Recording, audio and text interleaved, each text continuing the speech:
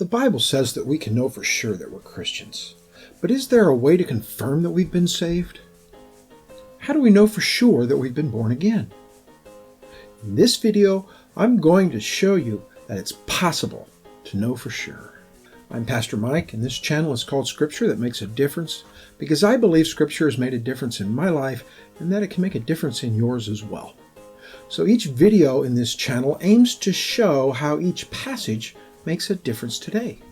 If this is your first time here, you can learn more about this channel in the description below. And if you find you like this kind of content, just click the subscribe button and you'll get more.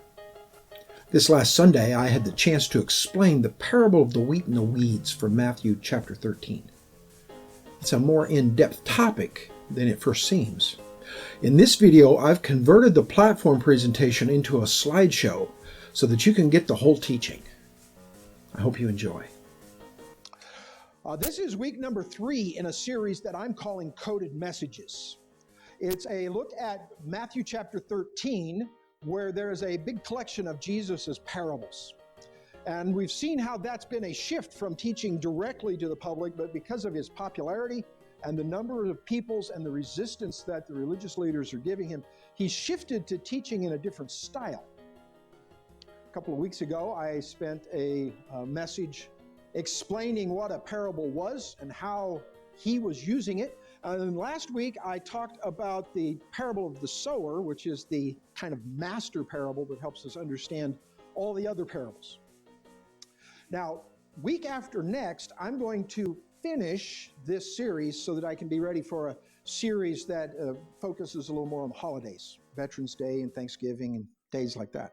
I want to jump into our message this week, which I'm calling Be Honest with Yourself. I have noticed about human beings that they have kind of a propensity to be self-deceived. And the best story I've ever heard about a guy being self-deceived wasn't this guy. All right, this is just a picture that I got off of a free website so that I could put something on the slide. But this picture reminds me of this fella. He was out of the Army as an Army medic, and he was difficult to work with. He had been in the Army for 4 years and been trained as a paramedic in the Army, and he thought he knew everything. He had gotten it in his head somehow that all the problems that he had in the world while he was in the Army was because those nasty officers were telling him what to do. And he thought when he got out of the military, he was going to get to go in the world and have nobody give him guidelines. And he got to the point where nobody else would work with him. And since I was the low guy on the totem pole, and because I kind of filled that role for management once in a while, I'd work with some of those harder guys. And this guy, you'd be driving down the road. I mean, most of you know I was a paramedic, and we were driving hot to a call. And I said, now, wait a minute, we could turn here and we get there faster. And he stopped the ambulance in the middle of the intersection, turned and pointed his finger at me and said, I'm not in the Army anymore. Nobody gives me orders. Well, needless to say, he didn't last very long in that company. He was so self-deceived that he thought you could simply just give him an assignment and get out of the way. He would fulfill with the details. He would do the things that he needed to do to get it done, but he didn't want anybody giving him instructions. Most of the time, self-deception is not quite that dramatic. Really, it's more common than we might notice until we take a minute to look at it. We've all seen those people who cheat on a test and think they've learned something. Or that person who says, I don't have a drinking problem. You know, I have never heard anybody say, I don't have a drinking problem, who didn't have a drinking problem. Or the even better one, the teachers in the room will like this one, but my baby's innocent. It's not my fault, it's your fault. Teachers hear that from parents all the time. But I hear it from parents all the time too. But usually when somebody comes and says to me, my baby's innocent, that baby hasn't been in diapers for 40 years. It's really a pretty common thing for people to think about themselves in one way that isn't really very realistic. And I want to look at what might possibly be the worst self-deception that could ever happen. and it has to do with the kingdom of heaven.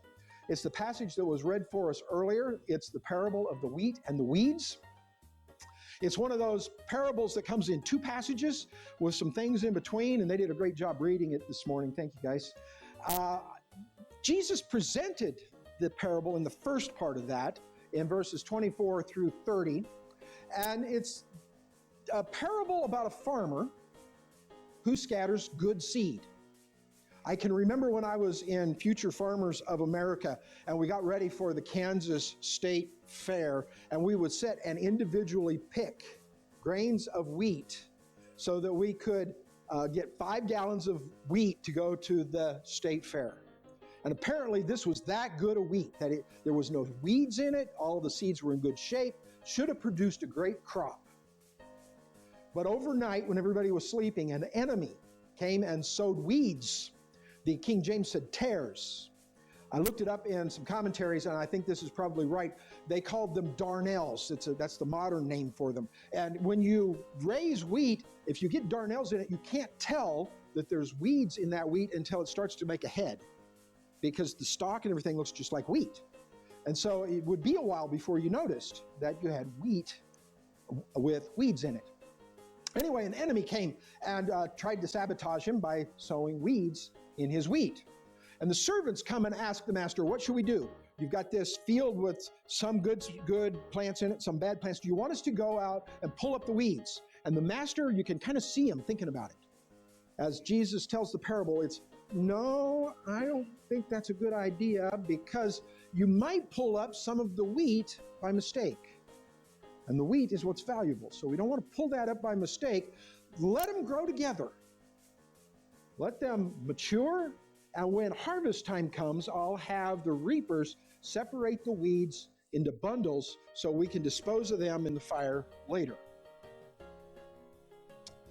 So if you read this chapter, you come to an interesting statement at the beginning of verse 36. It says, when they had entered the house. Up till this point, Jesus has been at the seaside, kind of a natural amphitheater, where he could sit in a boat just off the coast and speak, and everybody could hear. But he's done teaching the public now, and he's going into his own private house. He's brought the core group in, and they ask him, tell us about the wheat and the weeds. Apparently they didn't understand its significance. That would have been something that would have surprised them, because parables were not an unusual way to teach. Other rabbis were teaching with parables, perhaps not as much as Jesus was, but once in a while they'd use a parable, but then they would explain it to the public as well, so that they would make sure they drove their reasoning home. Jesus wasn't doing that. Jesus begins to explain to his disciples, as they've asked for this explanation, by outlining the cast. It's almost like reading a high school play binder, the thing they give you when you walk in, the order that things are going to go in. And Jesus says that the master is the Son of Man, which is his code word for himself. So Jesus is the master here. And he says that the field is the world. I don't know how much to go into this, but I want to explain it just a little bit. I spent a lot of time studying this parable, probably more than any of the other ones, because of this word. This word world. In Greek, it's cosmos. And the Greek word is all of creation in its order. And many of the commentators that I read on this particular passage took this one word and based their entire understanding of the parable on this one word, saying that this word, since he said world, it can't be his kingdom, because his kingdom isn't in the world. All right? That I didn't understand, because he started the parable by saying the kingdom of heaven can be compared to, so it's got to have something to do with the kingdom, and 2 or 3 other times he refers to the kingdom of heaven. So I didn't really understand that. I started thinking about it a little bit more, and I came up with basically 3 understandings of the kingdom. You may have heard some of them. One of them is the kingdom of the Jews, and it would just be the Jewish people. That's one way to understand the kingdom. I think that doesn't really fit the context here, because Jesus is beginning the process now of opening the kingdom up to other than Jews. The other way is to understand it as the millennial kingdom, which is a good way to understand it. It works kind of. except for the mixing of the two different kinds of people in the kingdom. And so I have landed on the third way of understanding this, that it is the church.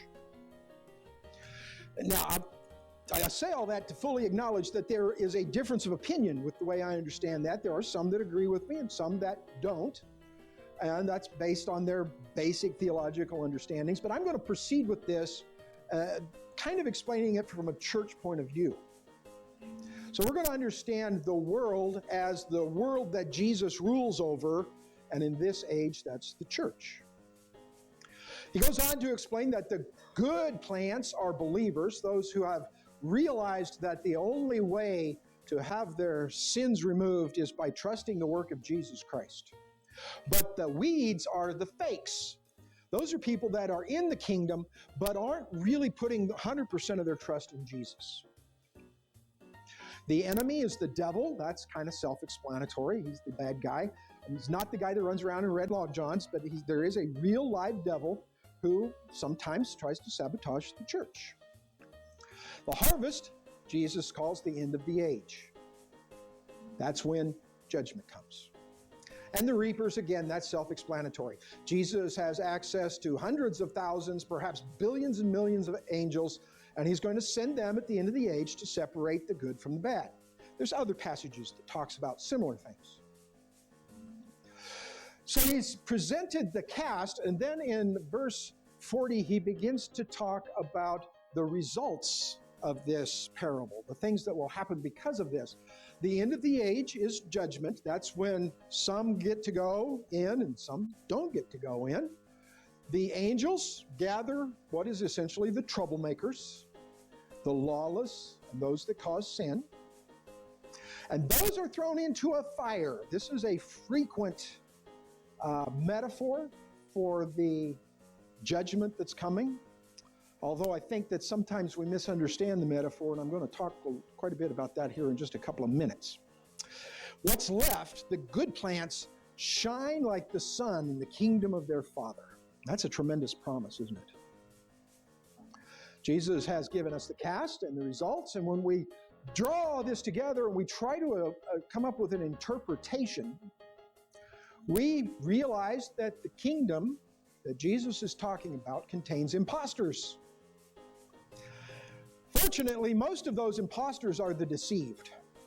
Those people who really genuinely believe that they are wheat and they belong in the field, but they don't really understand all that Jesus has taught. Now, there's two kinds of deceived. One is the self-deceived, those that don't really want to go to the effort to understand. They're just happy hanging around. But there are also some deceived that are deceived by teachers. Those people who have sat under teachers that have taught them the wrong things. So there's two kinds of deceived, but there's three kinds of imposters. The second kind of imposter is the arrogant. Those people that have heard the message, had the chance to understand it, but rejected it.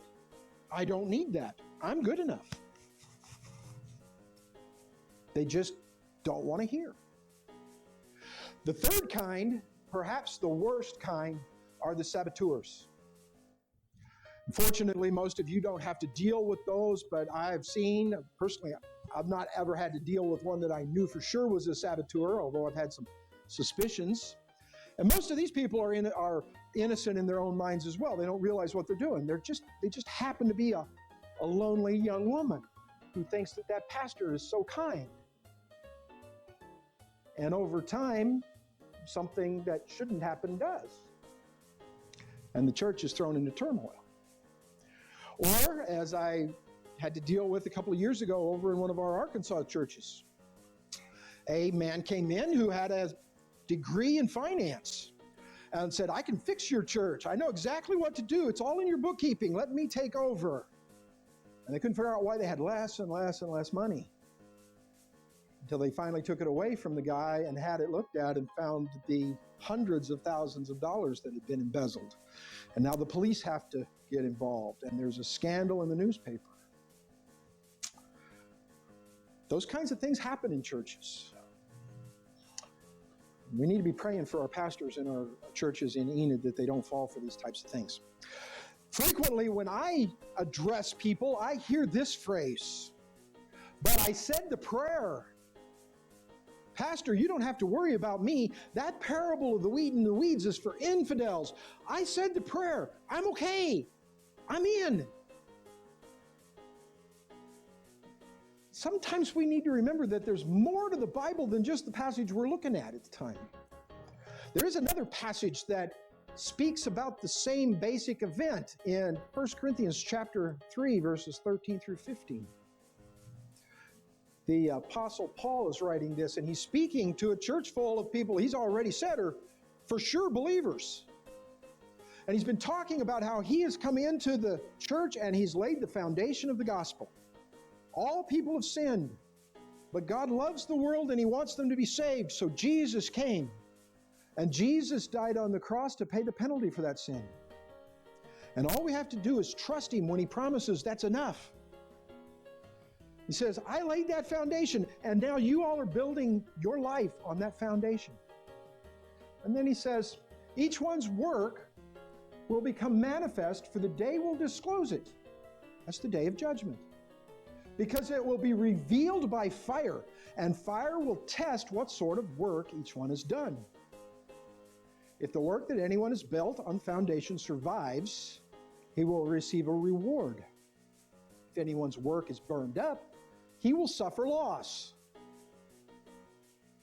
though he himself will be saved, but only as through fire. Now, I have no doubt that anybody that's been a Christian for 5 years can quote the last part of that last verse. They're going to be saved. It's going to be okay.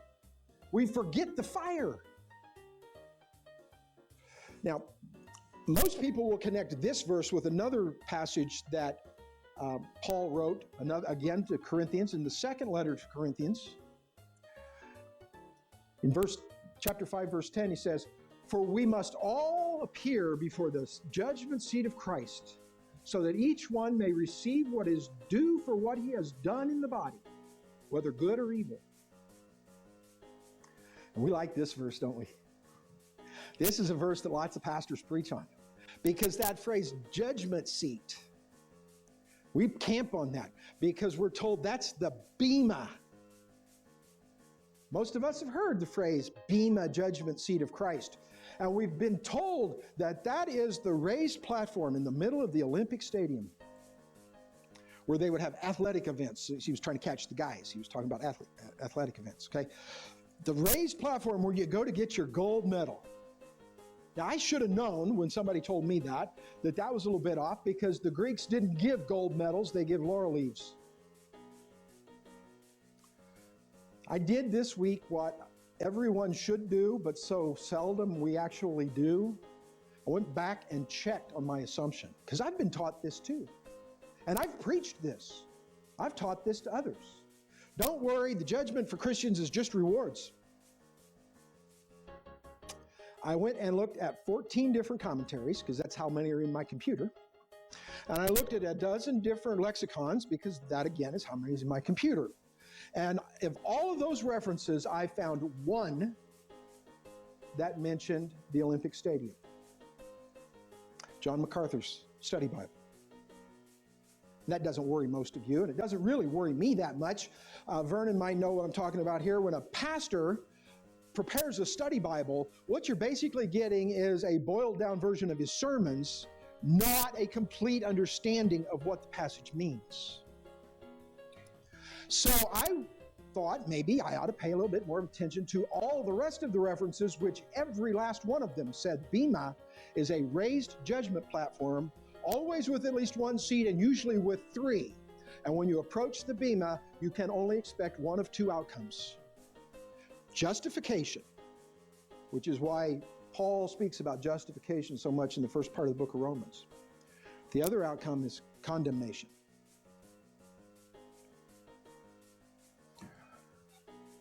We need to realize that we're all going to be judged for how we built our lives. Did we build our lives on the Lord and the work that He did on the cross for us? Or did we build our lives on a prayer? I said the sinner's prayer, I'm in. Or did we build it on comparison? I'm better than Charlie. Charlie says he's going. If he's going, then surely I'm going because I'm better than Charlie. We build it on works. God's got to let me in. I've been tithing to the church for 40 years. I bought it. I'm getting in. None of those is what gets us a good standing in front of the judge at the bema. But I'm concerned about this.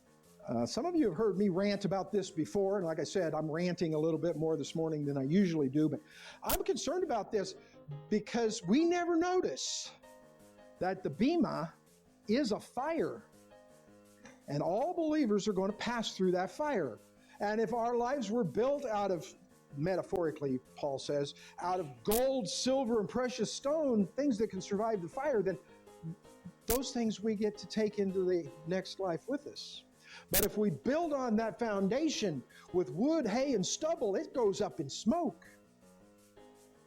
Now, I have the privilege or misfortune of having seen people go through a fire. On more than one occasion, I responded to fires where people were nearly killed, and I can remember people coming out of fires with all their clothes actually burned off of them. I can remember several fires where most of their skin was burned off of them. And every single time, they had lost everything. The house burned down, the very clothes on their back had burned up, and they were glad because they thought they were going to die. And I think that's the way it's going to be for a lot of Christians. When we get to the other side of that beam of fire, we're going to be glad we got through, but we got nothing left. The beam of fire will cost those who build poorly on the gospel foundation. Now, if you don't write anything else down today, that's the quote for you. The beam of fire will cost those who build poorly on the gospel foundation. The foundation that Jesus Christ knew we were all sinners and we were not going to get through Judgment Day. But He came and He went to the cross as our substitute. There's a $50 theological word for you. He took our punishment, leaving all of His rewards for Him to give to people who trust Him when He says that's going to work. And trust Him enough. I'll talk more about that in a minute. Okay? There's more, though. It really is not an encouraging morning, is it? We're going to try to get to that in a minute, okay? What about those who built nothing on the foundation, who built their lives without the foundation? What will judgment cost those who built on something else? What will judgment cost those who said, I'm good enough. I don't need any help. I'm going to go to Judgment Day and be fine. What about those who said, I'm better than? And I hear this all the time. You know, I'm better than the average person. I get a 70%. I get it right at least enough to get an average grade. Surely God's going to let me in. Or something that I've done, like a prayer, or tithing, or church attendance. All of these things are going to get burned up. And if you don't have that foundation underneath, then there's nothing to carry you through the other side. So, now that I have totally destroyed your faith system completely, what do we do at this point? Well, the Bible is kind to us and gives us the encouragement to be sure, to test ourselves. Again, it's in 2 Corinthians, right there towards the end of the book. Chapter 13, verse 5, Paul says, examine yourself to see whether you are in the faith. Test yourself. Or do you not realize this about yourselves, that Jesus Christ is in you, unless indeed you fail to meet the test? And in that verse, he gives us the key to the test. Is Jesus Christ inside? Have we actually brought Jesus into our life and given him the throne to command our life? Do we trust him that much? Well, that's a great statement, isn't it? But how do we do that? It's one of those, do it without a how-to with it. Fortunately, Paul gives us two suggestions. The first one is in Romans chapter 8, verses 16 and 17. He says, "The Spirit himself bears witness with our spirit that we are children of God, and if children, then heirs, heirs of God and fellow heirs with Christ, provided we suffer with him, in order that we may be glorified with him." The key to this verse is in the very first phrase. The Spirit himself bears witness with our spirit. That's that voice inside. It's an inner witness to ourselves. It's different for every believer. I don't know how he speaks to you. With me, it's prayer. I get up early every morning so that I have some time before the busy of the day starts and I won't be distracted. And I usually start my prayers before 7 in the morning. And when I start, it's usually pretty dry. But if I have the discipline to hang in there, before very long, I get that sense. I can't explain it more than that. Just something that I feel different inside myself, that God is there and he's hearing what I have to say, that he cares. I don't know how that might work with you. I remember the TV show, The Flying Nun. I apologize to you young folks, okay? That's an older show. But if you remember The Flying Nun, Sally Fields, I believe, was the actress, and she was a nun with that great big habit that looked like wings, and she'd fly all over the place. She would frequently talk to the priest. And every time I saw that show and she talked to the priest, he was building a bookshelf. I don't know if he built a lot of bookshelves or he never finished the one he started, but he was always building a bookshelf. And he said to her one day, he said, "I feel God's pleasure when I sand." Some people are just built so that they can feel God's presence when they're doing crafts. You might remember Eric Little, I think was his name, the Olympian who was at the first Olympic Games. They brought him back from China to run because he was a missionary in China. They wanted him to run for Britain. They brought him back to Britain for that. And it turned out that his race was going to be on a Sunday. And he refused to run on a Sunday, so they switched him out with a Jewish runner who could run on Sunday, and then he could run on Saturday, and the Jewish guy could have his Sabbath off as well. His sister criticized him for doing that. Said it was wrong for him to come off of the missionary field to do something as mundane as run in an Olympic Games. And he said, "But sister, you don't understand. I feel God's pleasure when I run." It might be when you're doing the books or when you're teaching a Sunday school class or if you're running the lawnmower on the church yard. God speaks to everyone in an internal, unique way. And once you feel that, you can be sure that Christ is in you. But there's also an external witness, something that other people can see. Most of the people in this room can quote Galatians 5:22 and 23. In fact, most of us quote it real fast so we don't get messed up and get sidetracked while we're doing it. "For the fruit of the Spirit is love, joy, peace, patience, kindness, goodness, faithfulness, gentleness, and self-control. Against such things there is no law." You know what experience has shown me? The individual believer cannot see these things in their own life. You ask somebody if they're growing, and they don't think so. And this is where the church comes in, because it's the church that needs to watch each other. And when they see these things, encourage each other with them. You might say, "Hey, Joe, I remember when you were the most cantankerous guy in town, but you got a lot more joy in your life now." Or, "Henry, you used to be the most hateful cuss in town, but now you're showing a little bit of love. You're growing." Or, I don't know, Charlie again down there, he's used to just cuss up a storm. But all of a sudden, he's not using quite as much of that vocabulary. And the church needs to look at him and say, "You're growing. You've got more self-control than you used to have."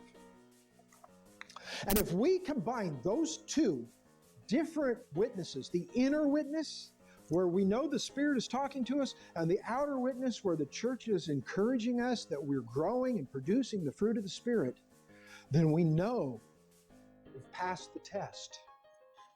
And the result is going to be a good thing. We're going to go through our life continuing to build on the foundation of the gospel, something that will last through the fire, and we'll have a good outcome at the Bema. Well, that's the slideshow presentation that we presented at Sonrise Fellowship on Sunday morning last week. I hope you enjoyed seeing that. How did you react to it? Is there something in there that was confusing or different or raising questions in your mind? I hope you'll put those in the comments below, and feel free to make suggestions for future content. If you like hearing how specific passages can make a difference today, click the subscribe button and click the bell so you're the first to know when I've released new episodes. And don't forget, you help us get the difference-making message of the Scripture out to others when you share on your favorite social media. And as always, if you live anywhere near Enid, Oklahoma, please come by and visit us. Our address is on our Facebook page, and you can find that link below. Our service time is at 10 o'clock, and I hope I'll get to see you sometime soon. And in the meantime, don't forget, the witness of Christ in our lives is what gives us confidence on Judgment Day.